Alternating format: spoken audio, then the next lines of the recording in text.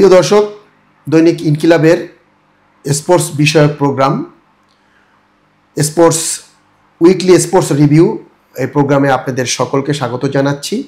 আমি শফিকুল ইসলাম শামীম। আপনারা জানেন যে আমরা প্রতি এপিসোডেই আমরা আমাদের দেশ বিদেশের খেলাধুলা নিয়েই আমরা আলোচনা করে থাকি। আজকেও বরাবরের মতো আমরা ফুটবল নিয়ে আলোচনা করব। কারণ আপনারা জানেন যে এখন ফুটবলে সারা বিশ্বে বিভিন্ন জায়গায় ফুটবল রমরমা অবস্থায় আছে। বিশেষ করে চ্যাম্পিয়ন্স লিগ, ইউরোপের বিভিন্ন ক্লাব ভিত্তিক খেলাগুলো অলরেডি চলছে। যেসব বিষয় নিয়ে আমরা আজকে আলোচনা করব, আপনাদেরকে অনেক কিছু জানানোর আমরা চেষ্টা করব।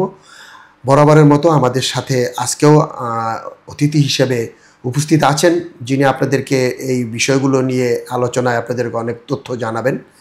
আমাদের আরশানের সাথেই আমরা কথা বলছি। আরশান, কেমন আছেন? আসসালামু আলাইকুম, ধন্যবাদ। তো আমরা আজকে আলোচনা করব, গত রাতে আপনি জানেন যে চ্যাম্পিয়ন্স লিগে অনেকগুলো ম্যাচ হয়েছে। তো বিশেষ করে আমরা আসলে যে দলগুলো হট ফেভারিট, আমরা সেই দলগুলোর বিষয়েই আমরা সবাই খোঁজখবর রাখার চেষ্টা করি। গতকালকে আপনি জানেন রিয়াল মাদ্রিদ খেলেছে দ্বিতীয় ম্যাচ। এটা আপনি লিগ ভিত্তিক যে ম্যাচগুলো, লিগ স্টেজে ম্যাচ, প্রতিটি দল 8টা করে ম্যাচ পাবে, আপনি নিজেও জানেন। কালকে দ্বিতীয় রাউন্ড ছিল, দ্বিতীয় ম্যাচে সবাই মুখোমুখি হয়েছে। রিয়াল মাদ্রিদ জিতছে কালকে, বায়ার্ন মিউনিখ জিতছে, অ্যাটলেটিকো মাদ্রিদ জিতছে। কিন্তু একটা অঘটন ঘটেছে, সেটা হলো লিভারপুল হেরে গেছে। এই সার্বিক বিষয়গুলো নিয়ে আপনার মূল্যায়ন? যে লিভারপুলের হারাটা অবশ্যই শকিং ছিল, কারণ এবার শুধু প্রিমিয়ার লিগ না, পুরো চ্যাম্পিয়ন্স লিগে কিন্তু সব মিলিয়ে লিভারপুল ফেভারিটস। কারণ আপনি যদি দেখেন ওদের মেইন স্ট্রাইকার কিন্তু বলতে গেলে যাকে বেশি দাম দিয়ে কেনা হয়েছে সে কিন্তু ইজাক। তাছাড়া একিটিকে যে ব্যাকআপ স্ট্রাইকার, সেও দুর্দান্ত খেলছে। তার এত ভালো ফর্মের জন্য কিন্তু ইজাক দলে এখনো জায়গা করতে পারে নাই। এবং দলে আরেকজন প্লেমেকার আছে, সেটা হলো মোহাম্মদ সালাহ। হ্যাঁ, সালাহ, সে কিন্তু যথেষ্ট। সালাহ, Verts and then Cody Gakpo. কিন্তু আমার মনে হয় যে লিভারপুল যেহেতু গালাতাসারের সাথে হেরেছে, আমার মনে হয়, তাই না, তুরস্কর টিম। গালাতাসারি কিন্তু অ্যাকচুয়ালি দীর্ঘদিন ধরেই চ্যাম্পিয়ন্স লিগে খেলে। কোনো একটা সিজনে হয়তো কোয়ালিফাই করে না, আবার করে, খেলতেছে দীর্ঘদিন ধরেই, এবং টিমটাও একেবারে খারাপ না। তো যদিও তার মাঠে খেলা হয়েছে, এটা একটা অ্যাডভান্টেজও পেয়েছে। আচ্ছা, আপনি যদি ওই ম্যাচগুলো ধরি, আমরা রিয়াল মাদ্রিদ এবং বায়ার্ন মিউনিখের। জীবন অবাক না করলে কে করবে? 28% মিল্ক ফ্যাটের অবাক করার সাথে ফ্রেশ মিল্ক পাউডার। জীবন অবাক করুক প্রতিদিন। ম্যাচটা রিয়াল মাদ্রিদ যে তার যে অপোনেন্ট ছিল, আই থিঙ্ক আমার মনে হয় কাইরাত এফসি, যেটা কাজাখস্তানের টিম। তো এই টিমগুলো তো আর অত ভালো না, তারপরও 5-0 বলে জয়, এটা আসলে একটা বড় জয়। এবং এই ম্যাচে কিলিয়ান এমবাপ্পে আপনি জানেন হ্যাটট্রিক করেছেন। কিলিয়ান এমবাপ্পে সম্পর্কে আপনি একটু জানাবেন? কিলিয়ান এমবাপ্পে আমার মনে হয় হ্যারি কেনের পাশাপাশি এমবাপ্পে এবং কেইন এখন এই মুহূর্তে ইউরোপ কাঁপাচ্ছে। কারণ এমবাপ্পের অলরেডি 13টা গোল হয়ে গেছে ফুল সিজনে, এবং 5টা মনে হয় তার চ্যাম্পিয়ন্স লিগ। তো সব মিলায় এমবাপ্পে বলতে গেলে hot favourite to win the next Ballon d'Or so far. Of course world cup influence করবে, কিন্তু আমার মনে হয় সে সময়ের সাথে রিয়াল মাদ্রিদে সেটেল হওয়া শুরু করেছে, এবং তার স্ট্রাইকের পজিশনে সে খুব বেশি একটা কমফোর্টেবল হয়ে গেছে এখন। আমার মনে হয় তার সাথে আর্দা গুলারের কম্বিনেশনটা খুব ভালো হয়েছে। এবং ভিনিসিয়াস, আপনি যদি দেখেন গত সিজনে আমরা খুব একটা সমস্যা দেখতে পেয়েছি, ভিনিসিয়াস আর এমবাপ্পে যখন একসাথে খেলেছে। এখন আমার মনে হয় জাভি আলোনসো অনেকটা রোটেশন করে টিম নামাচ্ছে, ভিনিসিয়াসকে ফুল টাইম খেলাচ্ছে না, যার জন্য কিনা আমরা অনেকটা টিম প্লে দেখতে পাচ্ছি রিয়াল মাদ্রিদে, এবং এটা এমবাপ্পেকে অনেক ফেভার করেছে। এবং রিয়াল মাদ্রিদ, এদিকে আমরা বলবো যে রিয়াল মাদ্রিদের রিজার্ভ বেঞ্চটাও কিন্তু যথেষ্ট প্রচন্ড ভালো। ওরা পুরা ইউরোপে ডেপথ ওয়াইজ রিয়াল মাদ্রিদ সবচেয়ে আগানো, কারণ ওদের নতুন মাস্তান টুয়ানো, এন্ড দেন রাইট সাইডে যদি আপনি দেখেন 3টা প্লেয়ার, ব্রাহিম ডিয়াজ, মাস্তান টুয়ানো, রড্রিগো। বাম সাইডে ভিনিসিয়াস এবং সামনে এমবাপ্পে। বার্সেলোনার দিক দিয়ে যদি বলি রাফিনিয়া এবং গ্যাভি, বালদে, ওদের মেইন কিপার জুয়ান গার্সিয়া সবাই বলতে গেলে ইনজুর্ড। এবং পিএসজি মেইন প্লেয়ার ডেমবেলে, মার্কিনিওস, ভিটিনিয়া মনে ফেরত এসেছে, কিন্তু ক্রাভেটস্কেলিয়া আউট। ও খেলতে পারবে না ইনজুরির কারণে।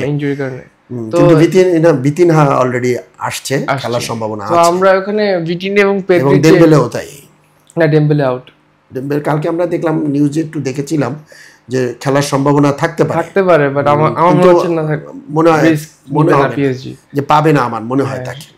কারণ আগামীতে আরো গুরুত্বপূর্ণ ম্যাচ আমার মনে হয়। কিন্তু বার্সায় কিন্তু ওদের মতো অত ইনজুরির সমস্যাটা অত না, আমার যেটা মনে হয়। অত না বলতে গেলে বার্সেলোনা আমার মনে হয় যে বার্সেলোনা পিএসজি থেকে আরেকটু বেশি অ্যাডাপ্টেবল ইনজুরিতে, কারণ ওদের ডেপথটা একটু ডিপার বার্সেলোনাতে।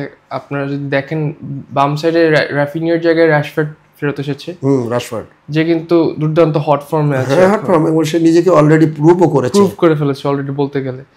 সো ওই দিক দিয়ে বার্সেলোনার বলবো লেফট ব্যাকে একটু সমস্যা হবে, যেহেতু বালডে খুব ইরিপ্লেসিবল একটা প্লেয়ার এবং জেরার্ড মার্টিন মতো একটা এস্টাবলিশ না।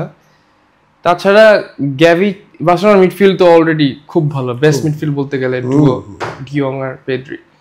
সো ওই দিক দিয়ে Barcelona I don't think problem হবে। কিপারের দিক দিয়ে বলতে গেলে শেজনি অলরেডি।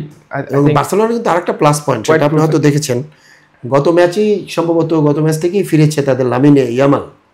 এটা কিন্তু একটা বার্সার জন্য অবশ্যই লামিনে ইয়ামাল কিন্তু ইনস্ট্যান্ট ইম্প্যাক্ট ক্রিয়েট করেছে লাস্ট ম্যাচে। আমি দেখেছি আসার 2 মিনিট সাথে সাথে একটা লেভানডস্কিকে দুর্দান্ত অ্যাসিস্ট করে সে গোল বানিয়ে দিয়েছে। এবং এটা খুব বড় একটা থ্রেট, যদিও কিনা আমি বলবো যে লেফট ব্যাকে পিএসজি নুনো মেন্ডেস, সে গত পর্তুগাল ভার্সেস স্পেন ম্যাচে কিন্তু লামিনে ইয়ামালকে বলতে গেলে ধরে রেখেছে।